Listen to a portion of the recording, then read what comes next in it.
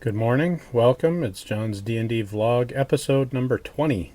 20. 20, 20, 20. I can't believe I've made 20 of them, but okay. Today we're going to talk about the Isle of Dread. But, as I stated before, if you're not a DM, please stop watching. Don't be a jerk, yada yada yada. Don't spoil the fun. Thank you very much. So as I said, we're going to talk about the Isle of Dread, module number X1. In Dungeon Magazine's published top 30 module list, came out in 2004. This was number 16. And I love this module, although I do admit it's very hard to run because it's very complex. It's not that it's complex, but instead think of this module as like 10 little modules. And you've got to go from different module to different module, and you've got a ton of wandering monsters you're going to have to deal with. And there is one ultimate objective to the entire module, but by the time they get there, they'll have encountered so many other different sorts of mini-adventures that they'll be worn out by the time it's done. It's a very, very big module.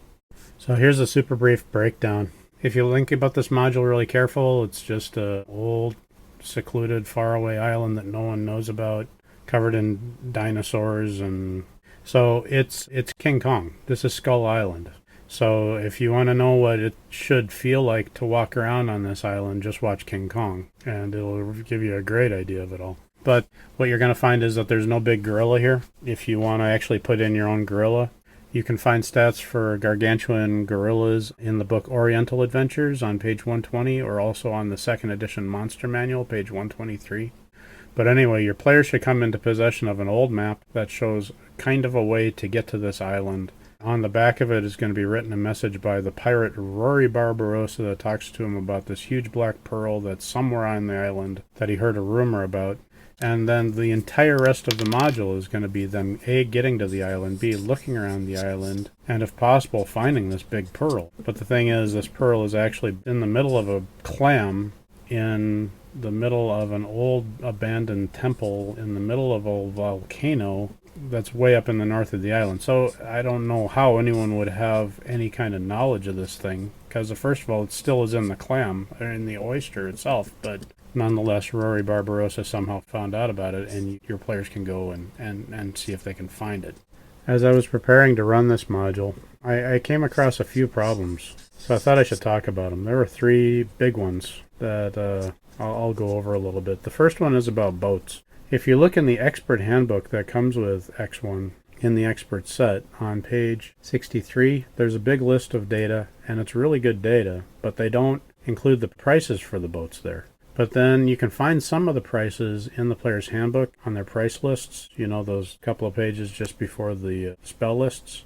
But then there they don't list any of the combat data, and they don't have prices for everything. And then if you go into the DMG on page 54, they'll show you the combat data, but not for everything, but then none of the prices for the boats.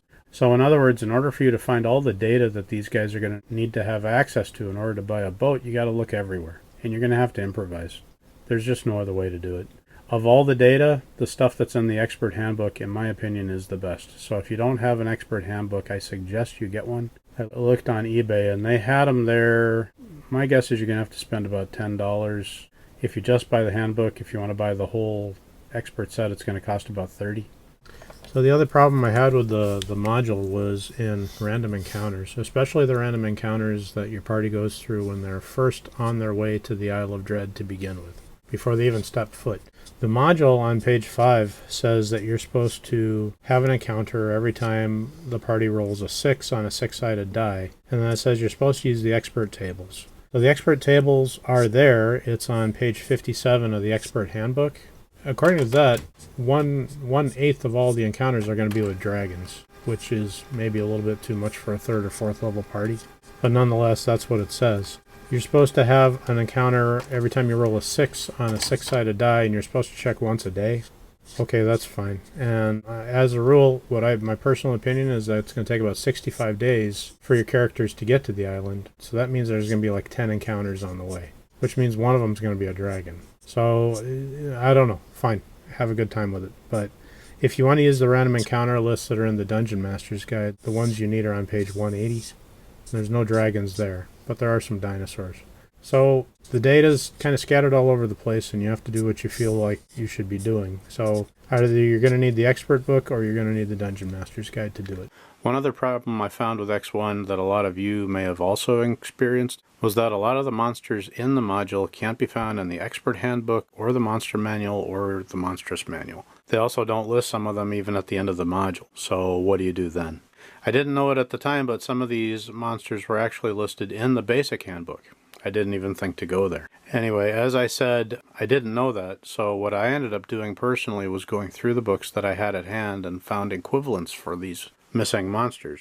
I'm not suggesting swapping out the old monsters for the new, but when it comes to finding XP or THAC0 data, finding a comparison monster can be helpful. So anyway, these are the monsters I used. I hope it helps. I'm going to talk about XP for a while. If you check out my episodes on experience points, episode 11, as well as my episode on creating a module, episode 16, I discussed my thinking about XP at length there. I hate to do it again, so I'm not gonna. If you'd like to hear my explanation on my theory behind XP, please check out those 2 episodes. Anyway, in this module I found 4 distinct thresholds where the average player would have gotten a level by. It just so happens that these areas also happen to be in the same areas where the wandering monster charts change. So those are my thresholds. When a player passes that threshold, I dispense experience points. So in other words, odds are that your players will have gained a level by the time they A, first reach the island, and then B, by the time they go through the gate, and then C, by the time they pass over this dashed line, and then D, by the time they've climbed the volcano. There's not enough XP in this module on average for the players to get a 5th level. So in other words, a player that started out at level 3 can expect to be level 7 by the time the module's complete. For the record though, wandering monsters play such an important part in this module that what your players experience may be very different from the average. So as DM, you may need to award extra or fewer XP depending on the individual experience of your group. So I was going to talk about some war stories. All in all, my group was pretty lucky. They didn't have many problems on the way to the island. One reason for this was that one of the players in my group had psionics, and one of her disciplines was teleportation. She decided that all she had to do was just teleport home every time they needed supplies. But I wasn't thinking, and I should have adjudicated it differently. What I ended up doing was allowing her to do that, which was a mistake. Were I doing it right, she should have been able to go home. That shouldn't have been a problem. But coming back, that should have been very hard because the boat is a constantly moving target, and she wouldn't have been able to come back to exactly the right spot. Coming back should have been impossible for her. Aside from that, nothing really bad happened until they finally got to the main island and they all decided that they wanted to learn how to fish. So they're young kids, between 8 and 10 years old, so they figured that they would just sit on the shore and just fish and that they didn't have to worry. So nobody was watching their backs, and then all of a sudden a giant crayfish showed up and speared their biggest fighter straight through the chest. He rolled a 20, right? And it killed him instantly. They learned to respect the island a little bit better after that. After that, nothing really out of the ordinary happened until they actually got to the 2nd floor of the temple and found the giant oyster. When they first approached the giant oyster, I had the oyster just sit there. It didn't look like a thing that could attack you. It just is a big shell with a big open mouth. Anyway, one of the characters did try to reach in to grab the giant pearl, and then I had the oyster do something unexpected. Oysters don't have arms, they don't have teeth. All they have is basically just a mouth. So I allowed the oyster to open its mouth wide very quickly. And because it was sitting in the corner with a wall behind it, I allowed this motion to cause the oyster to actually jump at the fighter. And so it did. It jumped off of the shelf that it had been sitting on and pushed the fighter into the water with him. It grabbed him, put him inside of his own mouth, and he was suffocating him round after round.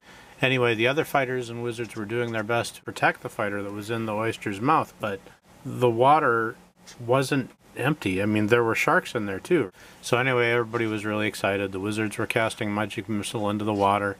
It was fun. They ended up winning, and to celebrate, they cooked the oyster and ate him.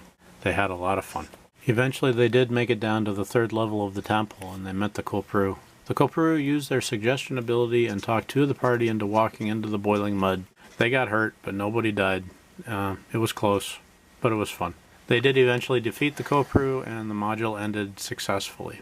I was thinking about the Kopru, though. According to the story, the 2 Kopru lived in that volcano for hundreds, if not thousands of years. So what have they been eating all this time? I think if I were to really go as far as I wanted to go with this, I would design a nation that the Kopru could access via the boiling mud. They would just swim down to join their fellow Kopru. It makes a lot more sense than just having those two Kopru just sit there for millennia dieting. That doesn't make any sense. Also, it could potentially be a pretty good idea for a follow-up module to X1. So, one last little point of silliness that it was fun, and I did it, and we all had a laugh, but it wasn't part of the module. So anyway, here goes.